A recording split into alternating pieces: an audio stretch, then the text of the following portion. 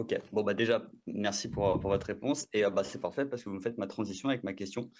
J'ai une petite question tactique par rapport à ce que vous évoquiez la semaine dernière. Alors, si je ne me trompe pas et si je me fie à la traduction, vous avez dit, voilà, pour moi, on ne gagne pas forcément un match en jouant à 3 ou 4 défenseurs, on gagne un match en jouant avec le cœur, les attributs et le cerveau. Néanmoins, par rapport à votre réponse, vous avez ajouté, pour moi, c'est le meilleur système. C'est-à-dire, si je ne me trompe pas, en jouant avec 4 défenseurs, 3 milieux et 3 joueurs offensifs, 4-3-3 ou 4-2-3-1. Et je voulais savoir, par rapport à votre philosophie de jeu, vos principes de jeu, en quoi ce système est le meilleur? Est-ce qu'il vous permet d'avoir un meilleur équilibre? Est-ce qu'il vous permet d'avoir une meilleure animation défensive et offensive? Ouais, je veux juste avoir une clarification tactique. Merci. Io credo che il Marsiglia quest'anno il sistema Alors, migliore je del pense que Marsiglia sia pour l'OM de cette saison, le meilleur système, ça reste celui avec une défense à 3, avec deux milieux de terrain. Je pense que voilà, on avait changé contre Brest. On peut faire les deux.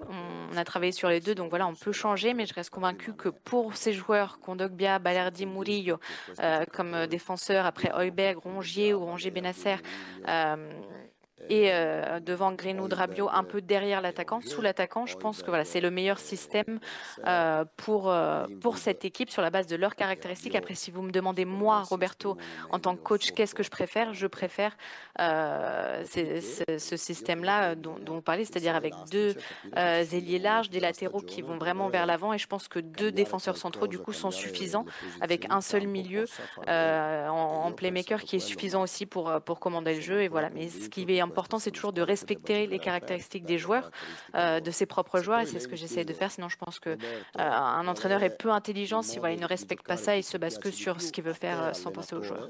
Roberto, vous m'entendez? Bonjour. On sait que votre jeu est basé beaucoup sur la supériorité numérique dans le plus de zones de terrain possible. Lille devrait jouer avec deux attaquants.